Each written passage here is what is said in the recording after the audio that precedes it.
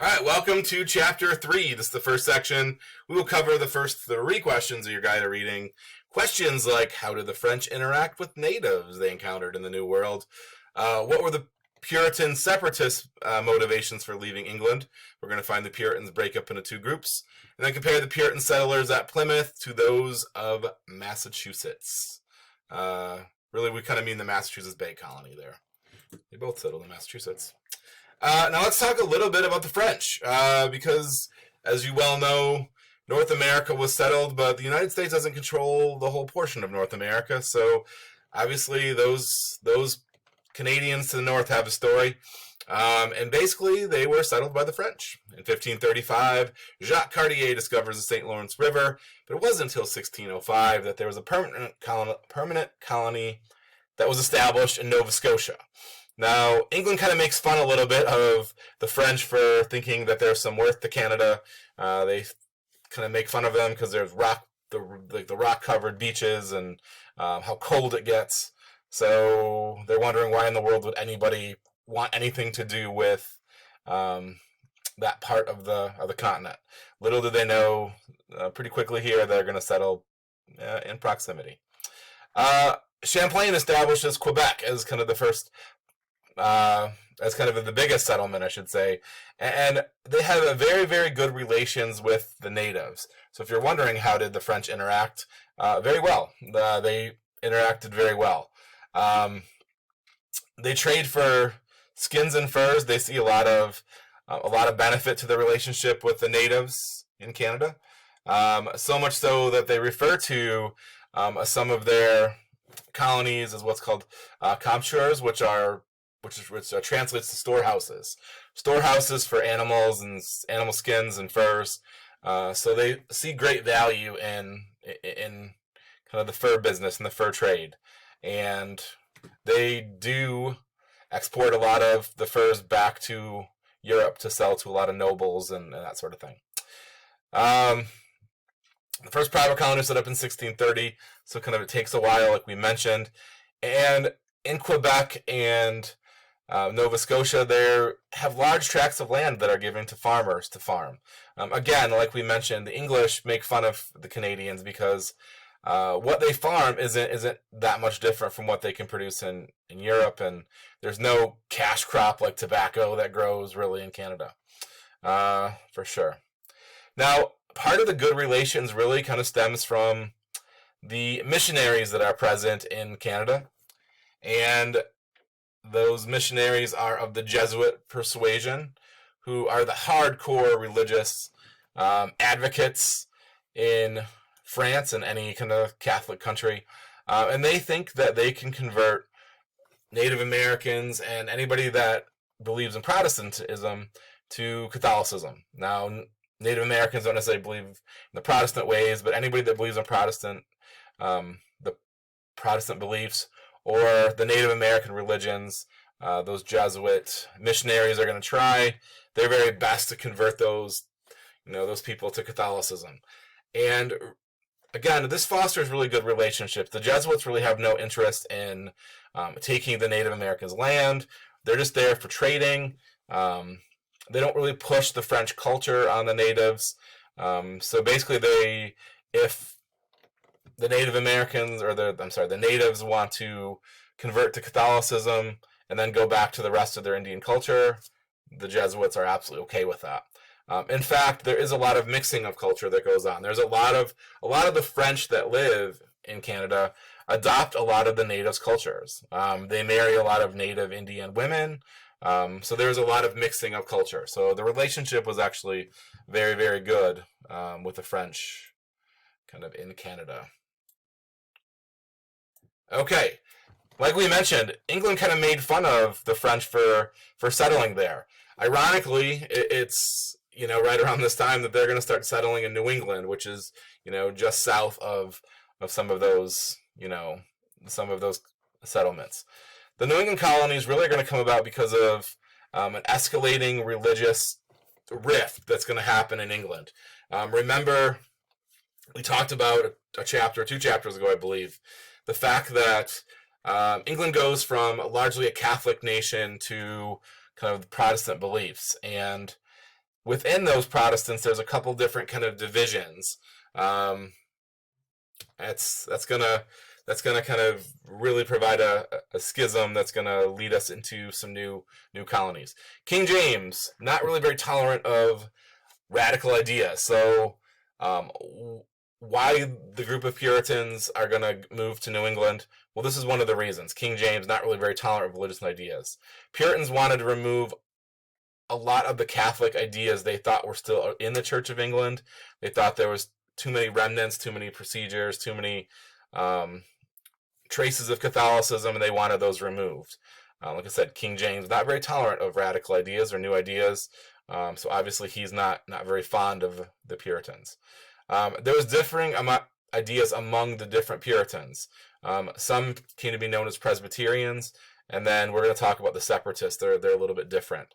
Now, all the Puritans believe in something called predestination, that God has come up with a plan for your life, for the life of you as an individual, of your country. So everybody has a destiny, whether that's to go sail across the ocean and set up a new colony in America, or whatever is your calling. That's what you're going to do, and God has already made that determination. That's what a lot of the Puritans kind of believe. Now, there was a group that became known as the Separatists that really thought that the church was so far gone that it could not be saved with any kind of reformation or any kind of reforming. Just didn't believe that could actually happen. Now, a lot of these Separatists would hold secret services, so they wanted to kind of worship amongst their own, and they were persecuted for these beliefs. Sometimes the punishments were so harsh they even included execution. And the Separatists really didn't have enough political power. They were just ordinary people, average people, and they didn't have the numbers, they didn't have the political power to challenge the authority of King James, and hence they were kind of stuck in this kind of confusion where they couldn't fight for themselves, and they couldn't express their beliefs how they saw fit. So the Separatists, much to probably the pleasure of King James, went to Holland and decided to set up shop in Holland. Holland at the time was a nation that preached freedom of religion. You could do whatever you liked. So the Separatists kind of settled there. Unfortunately, as they were raising their children, they felt that their children were starting to adopt Dutch ways, and they didn't really love that. So they set their sights for someplace else, decided they wanted to go to Virginia. Unfortunately, not very good at charting the route because they got off course, eventually ending up in Plymouth. So if anybody's heard of Plymouth Rock, this is where they kind of end up. It's a part of southeastern Missouri, or I'm sorry, southeastern Massachusetts. I say Missouri, southeastern Massachusetts, and the Pilgrims ended up there. So they arrive in November of 1620, which is pretty problematic. Obviously, in November, it's tough to start growing crops in November in southeastern Massachusetts. So, yeah, that's not good. The other thing that goes terribly, terribly wrong is the investors that helped them come over here were supposed to send a ship of supplies. Well, it never reaches them, so they don't have adequate number of supplies. It's no good. The leader of the expedition, a guy by the name of William Bradford, his own wife actually falls off the ship at some point in mysterious circumstances. A lot of people felt like she jumped. So a lot of people feel like they have a hard time really handling kind of the situation. And those that felt like they could mentally handle it, physically they couldn't, because by the spring of 1621, half of those people that came over, I believe there's 88 people that came over, about half of those had died. So not really very good. Now, luckily the natives spoke a little bit of English, and they were really very, very, very friendly for the English pilgrims that came over. They taught them a thing or two. They taught them how to grow corn so they could grow some food that would kind of help sustain them. They arranged a treaty so they would kind of leave each other alone. And in Massachusetts and Plymouth, the Pilgrims they drew up this idea called the Mayflower Compact, which sets up their government in Plymouth. Now, you're going to notice there's a lot of ideas that you're going to seem like they're pretty familiar. And it's going to be very similar to what they're going to set up in the Massachusetts Bay Colony, which we're going to talk about in a minute. There's a governor and assistants. All white males could vote. So all white males in the colony could vote. The interesting thing about the Pilgrims is they were never given a charter by the King of England, and which means that the English government doesn't really recognize this as a legitimate colony. And fortunately for the settlers in Plymouth, the English government was preoccupied with other kind of goings on in England. And they never really bother the Pilgrims, so that's a good thing. Now, just to the north, there is another colony that is going to be set up. It's called the Massachusetts Bay Colony. Now, they do get a charter from the king. Why he granted the charter is a kind of a mystery. Nobody really knows. Because, again, just like the Separatists, they're also Puritans. Not quite as fanatical. They're kind of known as Presbyterians. They do have an issue. They do think that the church has kind of gone wrong. They, just like the Separatists, feel like too much of a Catholic influence, but they do feel like the church can be reformed. They're going to attempt to reform it in America. So they convince King James of this, and he allows them to go.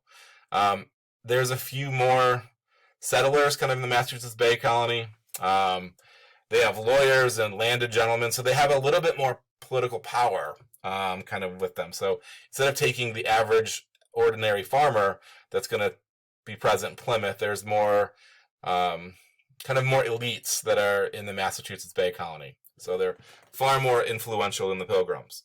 Their go of it is a little bit better than I would say it is in Plymouth.